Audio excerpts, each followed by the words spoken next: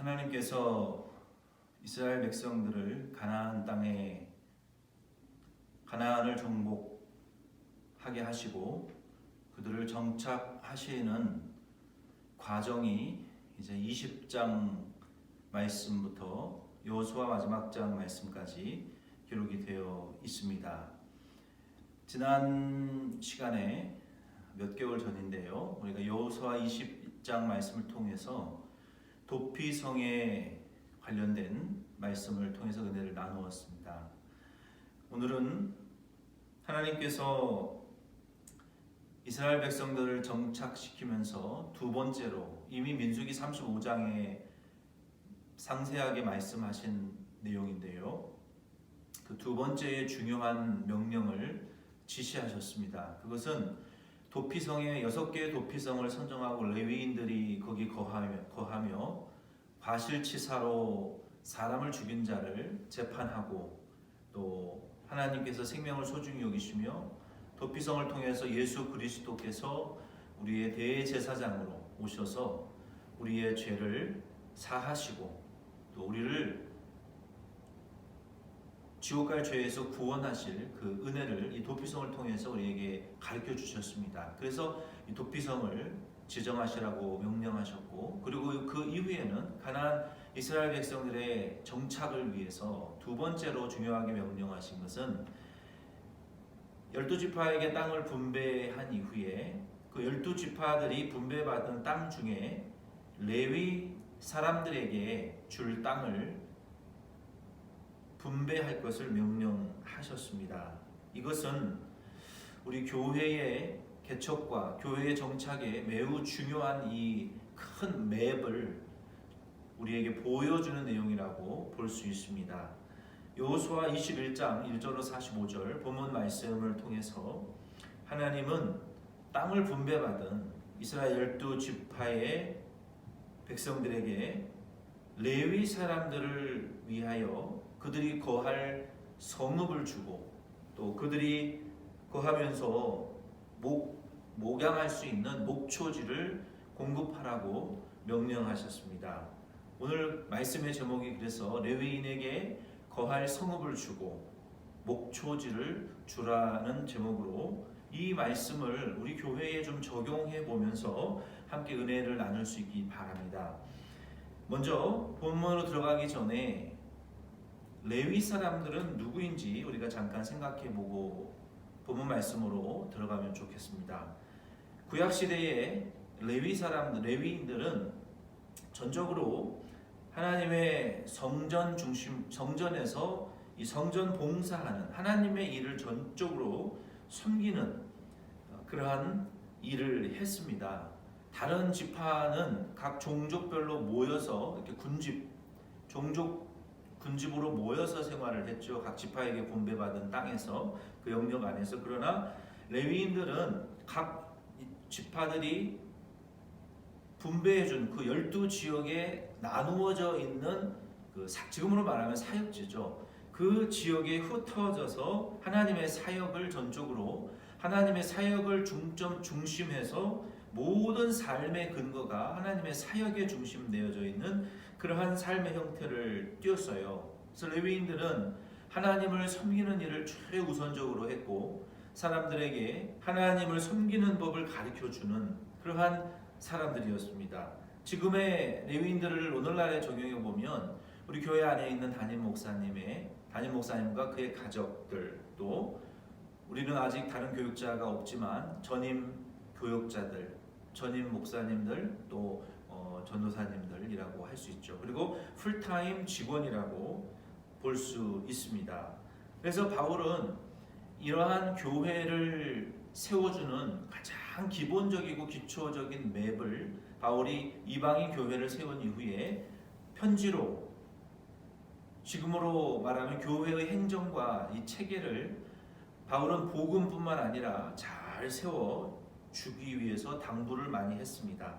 고린도전서 9장 9절로 13절이나 갈라디아 6장 6절과 디모데전서 5장 18절 말씀에 보면은 고린도 교회와 갈라디아 교회와 에베소 교회를 향해서 교회가 지금으로 말하면 이 담임 목사님 또 전임 사역자들, 전임 직원들에게 합당하고 정당하고 충분한 사례와 또 복지와 그의 생계들을 책임지고 살해하라라고 당부했습니다. 왜냐하면 마치 곡식을 떠는 소의 그 짐승의 입에 굴레, 이 망을 씌워서 먹지 못하게 하는 것은 그건 상식적이지 않고 합리적이지 않다는 거예요. 일하는 소가 일하다가 밭이나 논에 떨어져 있는 곡식을 집어먹는다고 그 매를 때리고 소를 학대하는 주인은 없습니다. 그건 정말 비정상적인 주인이죠. 그런 것처럼 주의 전임 교육자들 또 전임 사역자들 이 직원들이 주님의 일을 우리가 교회의 사역을 감당하면서 담임 목사님이나 또 사역자들이 합당한 사례와 또 보수받는 것이 결코 부당한 것이 아니고 그거는 지극히 합당하고 기본적인 것이라고 그들에게 충분한 사례와 또 보답을 하라고 교회는 바울이 가르쳐 주었습니다. 우리가 이 말씀을 교회에 적용해 본다면 자 보세요. 가나안 땅에 들어가서 정복했습니다. 그리고 그 땅을 민수기 35장에 하나님이 명령하신 대로 여호수아가 12지파에게 다 맞게 분배를 해 주었어요. 동서남북으로. 그리고 하나님이 도피성 이 6개 지역의 동서남북에 12지파들이 쉽게 접근할 수 있는 과실치사자들이 원수자 보복자들의 그 공격을 또 보수를 피해서 도망가서 부지 중에 사람을 죽인 사람의 생명을 보존하는 이러한 이 복음적인 도피성을 복음을 보여주는 도피성을 만들게 하셨고 이게 하나님이 세운 나라와 백성들의 이 정착에 중요한 아주 중대한 명령입니다. 이것이 복음을 가르쳐 주는 거예요. 예수 그리스도로 말미암아 우리에게 죄사함을 주는 이 도시의 형태 그리고 하나님께서 레위인들을 세워가지고 모든 지파들은 땅을 분배받았지만 레위인들은 분배받지 못했어요. 그리고 그들은 자기들의 전문 직업들이 있었습니다. 그러나 레위인들은 오직 하나님의 성전에서 제사장들을 받들어드리고 그리고 하나님의 복음을 위해서 섬기는 이러한 전임 사역자들에 대한 그들의 재산과 또 생계와 복지와 후생을 보장할 것을 하나님은 명령해 주셨어요.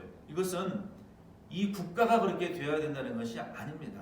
이것은 구약의 교회의 형태를 우리에게 보여주는 거예요.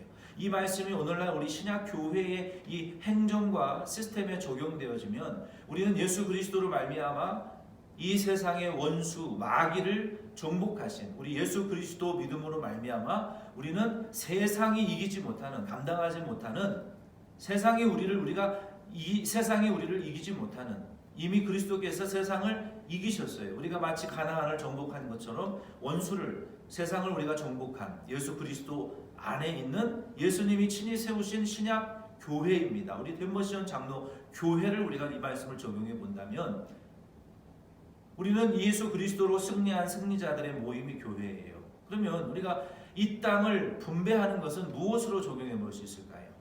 우리는 이 12지파가 땅을 분배받은 것을 마치 예수 그리스도 안에서 예수님이 우리의 머리요 또 신랑이요 우리의 구주요 우리 하나님이요 다시 오실 재림주요 우리에게 상급을 주실 분이요 영생을 주시는 분입니다. 그러므로 우리는 예수 그리스도 안에서 하나님 나라의 모든 은혜와 약속을 다 분배받은 유산으로 이어받은 우리 머리 대신 예수님 안에서 우리가 연합되어 그의 지체로 예수님과 연합된 하나님의 나라를 유업으로 이어받은 우리 자손들이라고 볼 수 있어요. 그러면 우리가 이러한 분배의 의미를 이렇게 적용했다면 이제는 이 도피성은 마치 하나님의 우리의 삶 가운데에 하나님의 이 대속과 제사함의 은혜를 나타내 주는 것을 우리는 예배와 말씀에 적용해 볼 수 있어요. 그래서 우리는 하나님의 구원받은 자들로서 그리스도와 연합된 또 그의 지체된 자들로서 하나님을 어디 있든지 우리가 예배하고 하나님의 말씀 중심으로 우리가 살아가야 됩니다.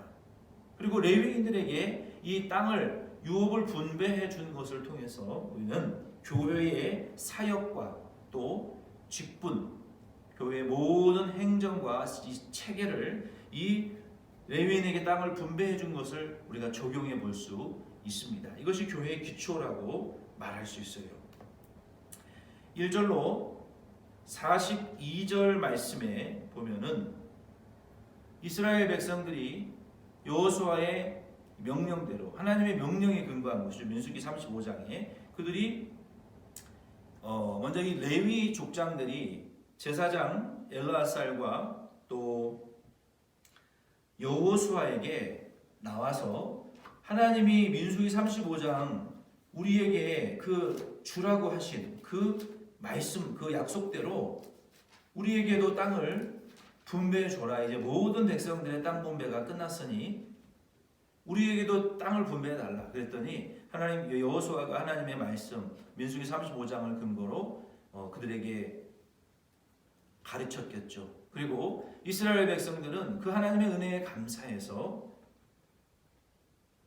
레위 사람들에게 레위인들의 이 요청대로 3절에 보면은 그들이 여호와의 명령을 따라 잘 보세요. 여호와의 명령을 따라 그랬어요. 이 레위 사람들이 불쌍해서 뭐 우리의 가진 소유가 많아서가 아니라 여호와의 명령이기 때문에 레위 사람들은 당당하게 요청했고 또 이스라엘 백성들도 레위 사람들이 불쌍해서가 아니라 하나님의 명령이므로 그들에게 성읍과 목초지를 주었다라고 말했어요. 이것이 레위인들의 요청이 정당한 근거이고 또 이스라엘 사람들도 하나님의 명령에 순종해야 될 근거입니다. 왜? 하나님의 명령에 근거했기 때문에 레위 사람들의 요청도 정당했고 이스라엘 사람들의 분배도 옳은 순종이 되었다는 것입니다.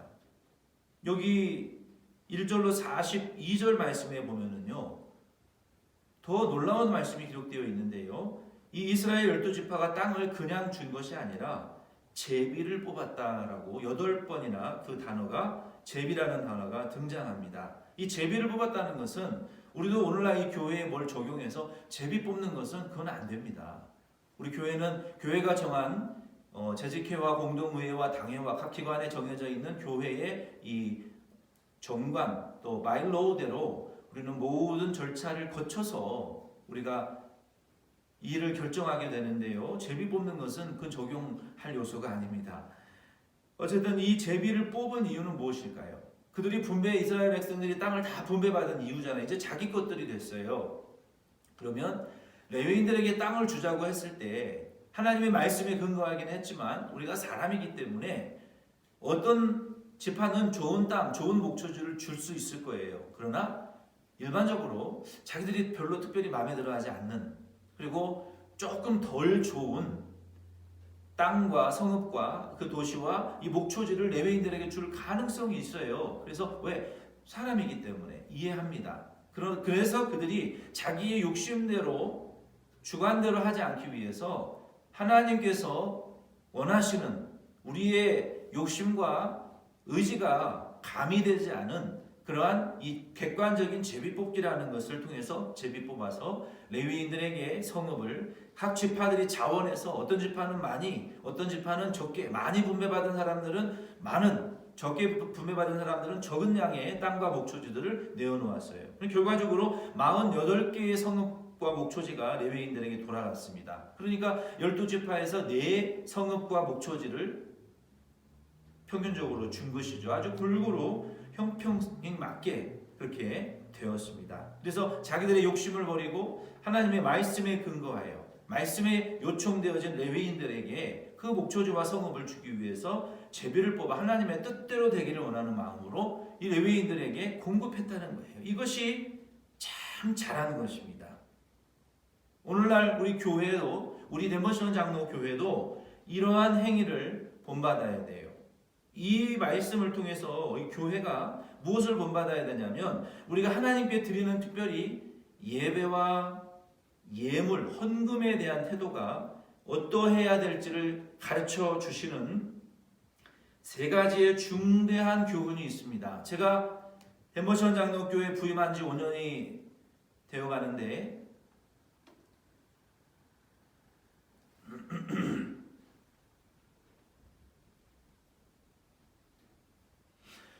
이제 거의 5년이 넘어갑니다.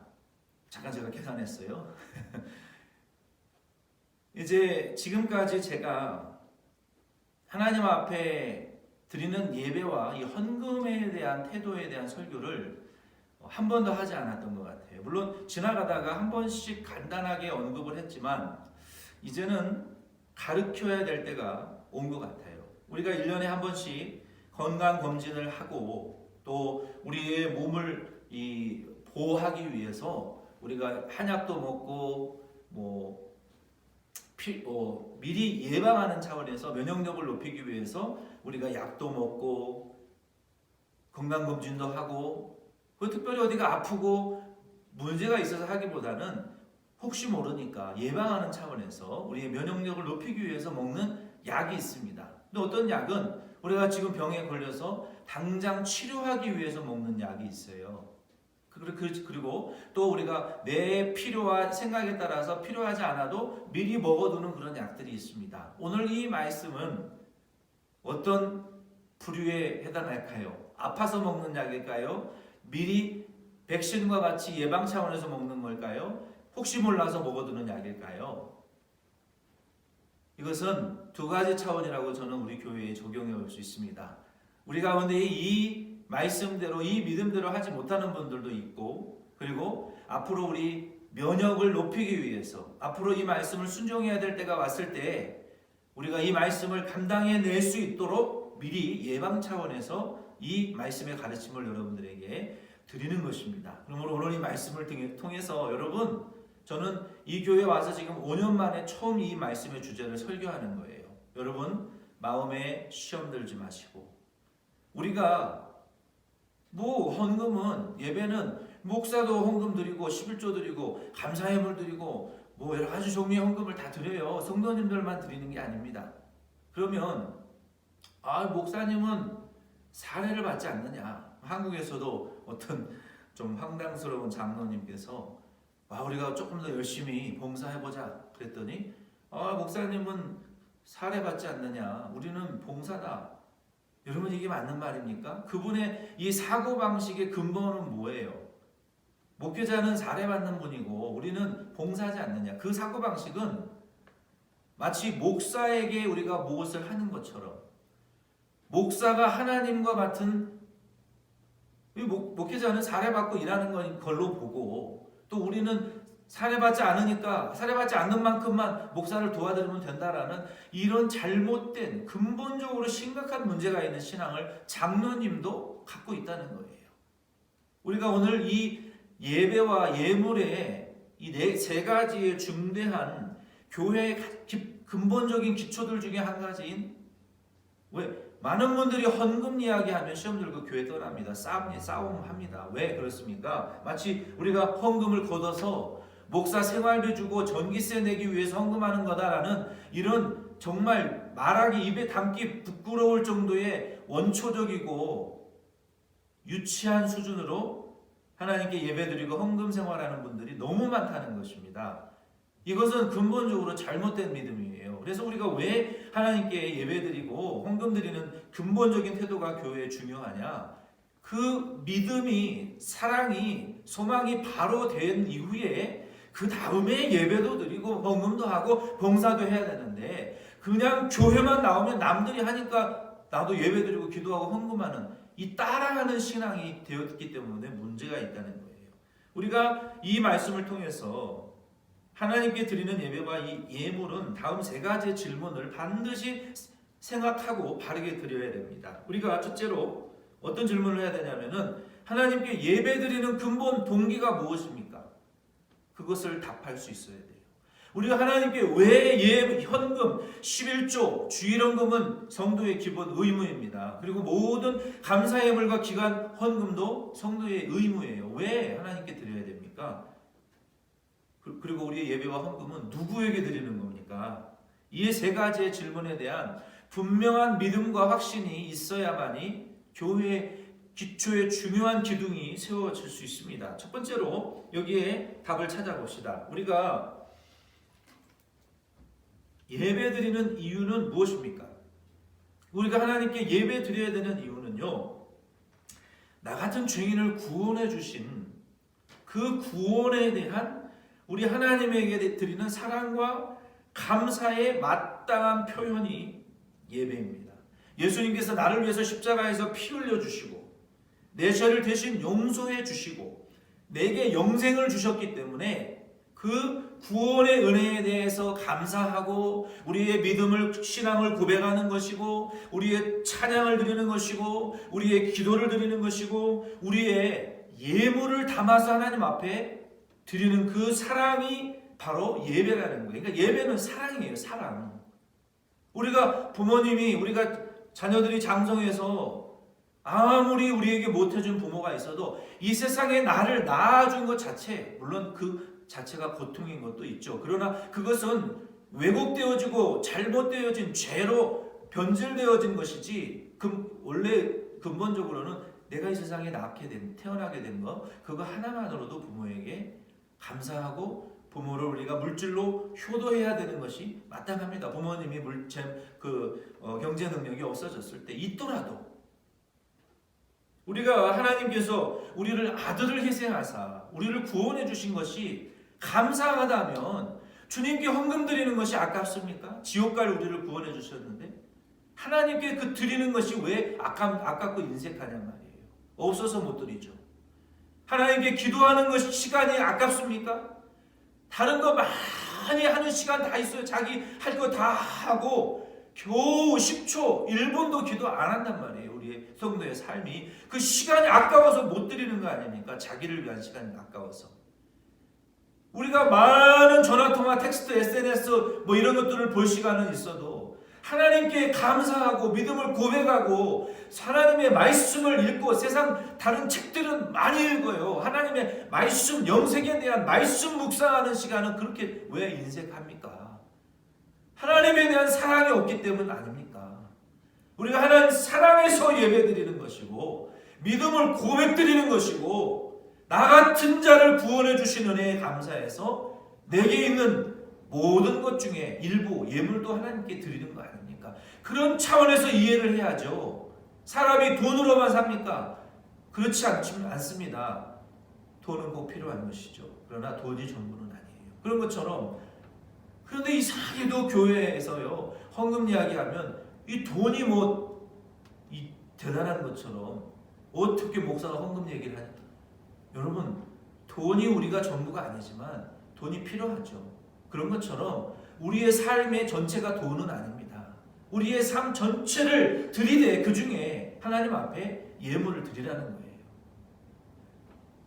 구원해 주신 은혜에 감사해서 사랑으로. 이게 하나님께 예배드리는 이유예요. 두 번째는 내가 헌금을 드리는 근본 동기는 무엇입니까? 내가 헌금 드리는 것은요, 담임 목사님 생활비를 걱정해서 교회 전기세 내라고 드리는 것은 아닙니다. 만약에 저와 여러분 중에 교회가 가난해서 기부금을 좀 보태고 교회의 어려움을 조금 덜어주려고 헌금하시는 분이 있다면 헌금 드리지 마십시오. 그것은 잘못된 헌금입니다. 하나님 받으실 수 없는 헌금입니다. 헌금은 그럼 무엇입니까? 헌금은 나를 구원해 주신 하나님께 그 하나님이 내 구주인 것을 인정하는 거예요. 인정. 내 믿음의 인정, 내 구원을 인정하는 거예요. 또 나의 건강과 돈의 주인이, 내게 월급을 주시는 분이 내 보스가 아니라 하나님이라는 사실을 인정하는 것입니다. 그게 왜 맞는 말입니까? 하나님 우리에게 건강 주셔서, 지혜 주셔서, 환경 주셔서 내게 하나님이 뭔가 주신 그 소스가 있어서 내가 그것을 가지고 돈도 불리고 장사도 하고 일하는 것이지, 내 것으로 하는 것은 사실 하나도 없습니다. 이번 우리가 이 팬데믹 사태에도 보십시오. 그 눈에 보이지 않는 이 바이러스가 온 세계를 그냥 멈춰버렸어요. 1년 동안. 우리 사람은 아무것도 아닙니다. 하나님이 잠깐 눈폭풍을 주셨을 뿐인데 텍사스에 이 난리가 어떤 사람은 전기세가 지금 10,000불이 나오는데요. 10,000불. 파산 지경에.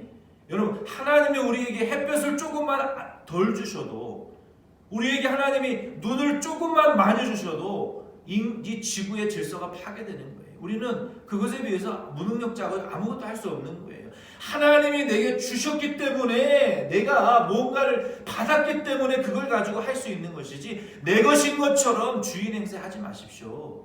나의 모든 삶과 건강을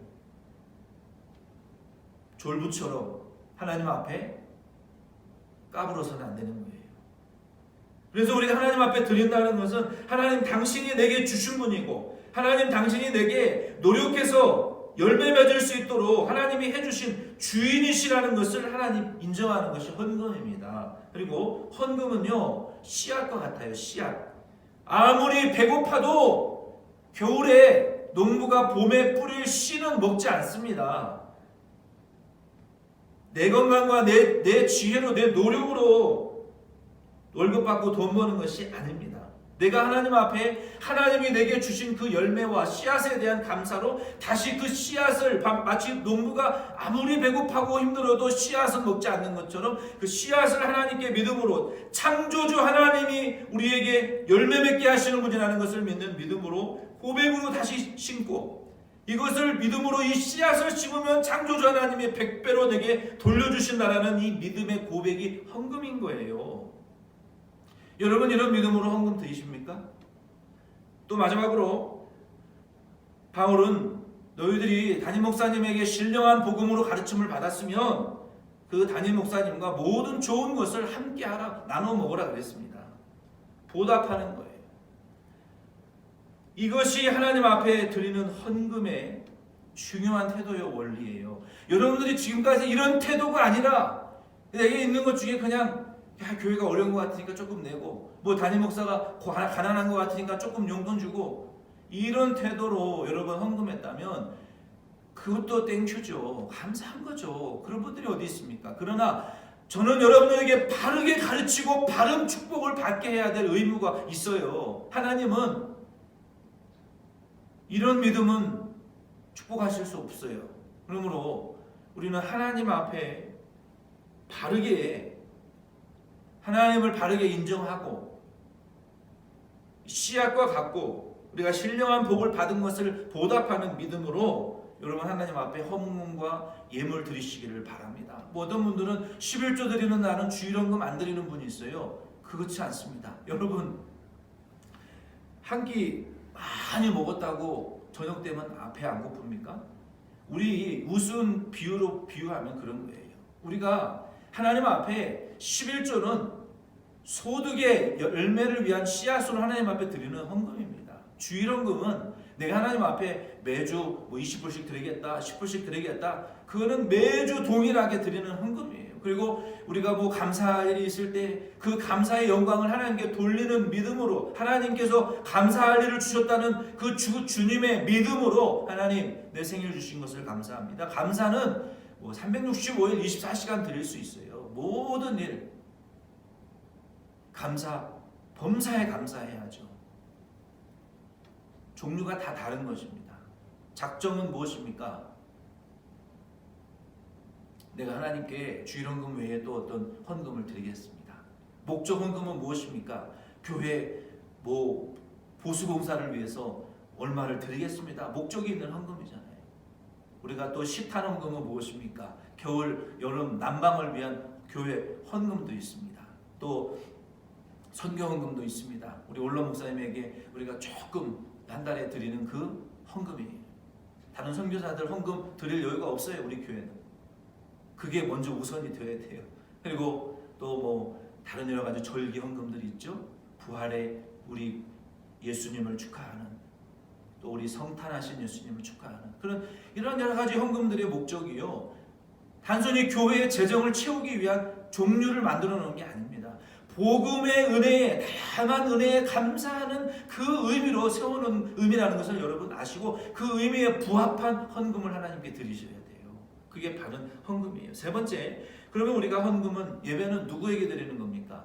목사님에게 드리는 겁니까? 목사님에게 드린다고 생각하니까 뭐 좀 하자 그러면 목사님 차례받고 우리는 안 받는데 적당히 하십시오. 목사님 이런 태도가 거기서 나오는 거예요. 누구에게 예배드리고 헌금 드리는 겁니까? 하나님에게 드리는 믿음으로 헌금 드리시고 예배 드리시기 바랍니다. 하나님께 드리는 믿음으로 드리시기를 바라요. 제발 유치한 믿음에서 벗어나시기를 부탁드려요. 하나님께 드리는 거예요. 마지막으로 43절로 45절 말씀에 보니까 하나님께서 가나안 정복 이후에 분배하고 도피성을 만들고 레위인들에게 성읍과 목초들을 진 이후에 모든 것이 민수기 35장 말씀에 하나님의 말씀하신 대로 그대로 구약 교회가 세워졌어요. 하나님의 말씀에 근거해서 공평하게 합당하게 그리고 하나님의 복음 중심으로 예배와 말씀과 사역 중심의 교회가 세워졌단 말이에요. 그때 하나님께서 43절로 45절 말씀에 보니까 이렇게 말씀하셨어요. 여호와께서 이스라엘의 조상들에게 맹세하사 주리라 하신 온 땅을 이와 같이 이스라엘에게 다 주셨으므로 그들이 그것을 차지하여 거기에 거주하였으니 여호와께서 그들의 주위에 안식을 주셨으되 그 조상들에게 맹세하신 대로 하셨으므로 그들의 모든 원수들 중에 그들과 맞선 자가 하나도 없었으니 이는 여호와께서 그들의 모든 원수들을 그들의 손에 넘겨주셨음이니라. 여호와께서 이스라엘 족속에게 말씀하신 선한 말씀이 하나도 남음이 없이 다 응하였더라. 아멘. 이 여호수아가 엘르야살 제사장과 족장들과 하나님의 명령대로 가나안 땅을 분배하고 6개의 도피성을 세우고 레위 사람들에게 하나님의 명령대로 땅 분배와 목초지를 주었어요. 그랬더니 하나님께서 평안을 주시고 원수를 다 눌러주시고 모든 복을 축복하셨어요. 오늘 이 말씀을 통해서 우리 그리스도인들은 특별히 하나님의 것을 하나님에게 온전하게 바르게 드려야 하나님의 복을 받을 수 있습니다. 하나님의 것이 무엇입니까? 우리의 생명, 내 영혼, 내 모든 것이 하나님의 소유가 됐어요. 이제는 구체적으로 우리 그리스도인들은 이 두 가지의 것을 하나님의 것으로 인정해 드려야 된다. 무엇입니까? 일요일입니다. The Lord's Day. 이 주일을 성수하는, 주일을 지키는 믿음이 오늘날 많이 없어지고 있어요. 예배 한번 딸랑 드리고 하루 종일 집에 가서 마음대로 살아요. 이것은 옳지 않습니다. 우리 한국 교회가 이것을 잃어버려 가고 있는데 이것을 잃어버리면 안 됩니다. 교회는 하루 종일 하나님께 예배하고 말씀 가르치는 날이에요. 전도하는 날이에요. 이 날을 개인을 즐거움을 주기 위한 날로 써서는 안 됩니다. 그래서 우리가 하나님의 보호를 못 받는 거예요. 이 주님의 날을 특별히 하나님의 것으로 우리가 인정하고 하나님께 온전한 예배로 영광을 돌려드리고 하나님의 말씀을 통해서 은혜를 받고 복음을 위해서 사는 날로 정하시기를 바랍니다. 또 무엇이 하나님의 것입니까? 이 10의 1조는 하나님의 것입니다. 10의 1조는 내 것이 아닙니다. 내가 예수 그리스도를 믿음으로 중생하고 영생의 선물을 받았고 하나님의 나라를 지금 유업으로 이어받을 자이고 이 세상에서 살아가고 있는 성도라면 반드시 주일 성수와 10의 1조를 하나님 앞에 드려야 됩니다. 왜? 이 10의 1조는 물질에 대한 축복의 씨앗이에요. 그 축복의 근원이신 하나님께 우리에게 주신 그 믿음과 그 하나님의 십자가의 사랑을 담아서 하나님 앞에 그 물질의 씨앗을 심으시기를 바랍니다.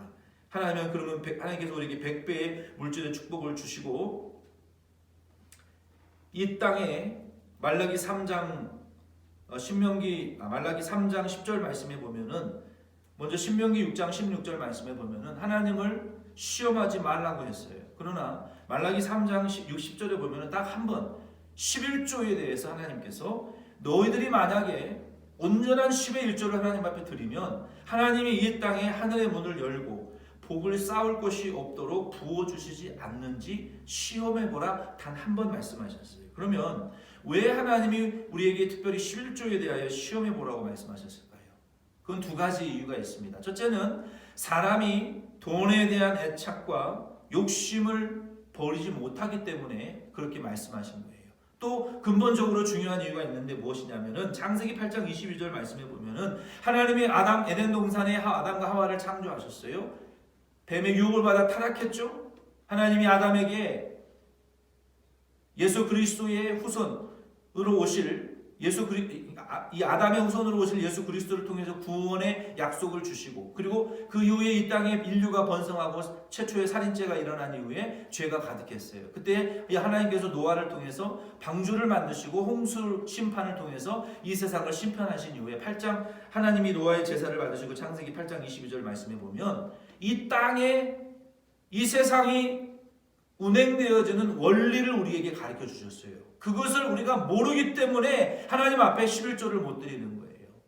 이 땅의 원리가 무엇이냐면요, 이 땅에 있을 동안 창세기 8장 22절에 심음과 거둠, 추위와 더위, 여름과 겨울, 낮과 밤이 쉬지 아니하리라고 말씀하셨어요. 이게 무슨 말씀입니까?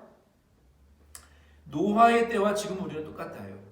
노아, 이 땅이 저주받았는데 하나님께서 마귀로 인해서 범죄 타락한 이 아담을 통해서 온 세상이 저주받았어요. 왜? 아담과 하와가 만물을 다스리는 권세를 주셨는데 그걸 더럽혔으니 만물도 저주받고 더러워진 거예요. 그래서 이 땅은요, 우리가 심지 않으면 거둘 수 없는 거예요. 여름이 없으면 겨울이 없고, 뭐 겨울이 없으면 여름도 없는 것이고, 낮이 없으면 밤이 없는 거예요. 추위가 없으면 따뜻함도 없는 것입니다. 이것이 세상의 원리예요. 마귀가 그렇게, 마귀 때문에 죄로 인해서 이 세상이, 왜 에덴 동산에는 보세요, 심지 않아도 계속 거두었습니다. 거기는 겨울이 없이 봄같이 따뜻하고 좋았어요. 옷을 벗고 있어도 좋았으니까. 그리고 거기에는 어둠이 없었어요. 그러나 죄가 들어온 이후에는 이제는요, 심지 않으면 거두지 못하는 세상이에요. 그러므로 우리가 하나님 앞에 물질이 사람의 전부가 아니지만 물질이 없이는 이 세상을 살기 어렵죠. 그렇죠? 가난하게 살아야 되죠. 힘들게 살아야 되죠. 그래서 우리가 구원받았을지라도 이 세상에 사는 동안 필요한 것이 물질인데, 우리가 물질의 복을 받기 위해서는요, 먼저 하나님 앞에 믿음으로 심어야만이 거두게 된다는 원리라는 거예요. 이 원리를, 성경적인 원리를 모르기 때문에 안 드리는 거 아닙니까? 뭐 내가 노력해서 내가 뭐 연봉 얼마나 많이 받고 내가 똑똑하고 지혜로운데요, 그게 영원할 것 같습니까? 그렇지 않습니다. 하나님은 성경에 이 세상에서 살아가는 많은 원리를 우리에게 정해 놓으셨어요. 그런데 특별히 물질에 있어서 하나님 앞에 심지 않으면 창세기 8장 22절 말씀대로 결코 거둘 수 없어요. 한계가 있어요. 그래서 21조는 창조주 하나님이 우리를 창조하시고 우리에게 주시는 분이라는 것에 대한 믿음의 원리와 씨앗으로 반드시 심어야 되는 거예요.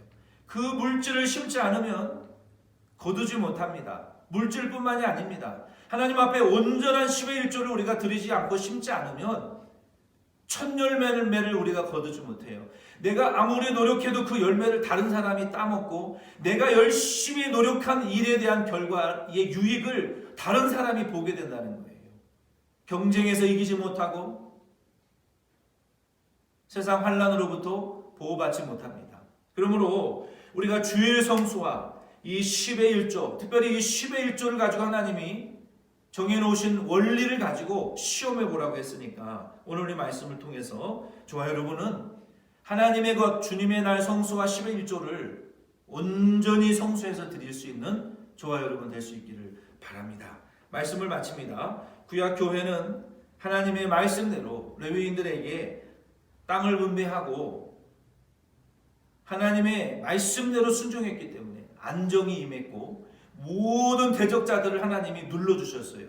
그리고 하나님이 약속한 복을 축복하셨던 것처럼 오늘 이 말씀을 통해서 저와 여러분도 주일 성수와 10의 1조와 모든 헌금, 하나님의 것을 하나님 앞에 온전히 드리는 우리 데모시온 장로교회 저와 여러분 될 수 있기를 바랍니다. 이렇게 하나님의 것을 하나님 앞에 온전히 드릴 때에라야 우리의 삶이 안정감이 오는 것이고, 우리의 가정이 평화롭고 교회와 직장이 평화가 임하는 거예요. 그리고 모든 원수와 대적자들이 우리를 공격하지 못합니다. 그리고 하나님의 약속한 모든 복을 하나님이 축복하실 줄로 믿습니다. 이번 한 주 이 말씀 더 깊이 묵상하시면서 이 말씀의 평안과 또 하나님이 원수를 눌러주시고 정복시켜주시는 은혜와 하나님의 모든 축복을 받아 누리시는 저와 여러분 될 수 있기를 예수 그리스도 이름으로 부탁드립니다.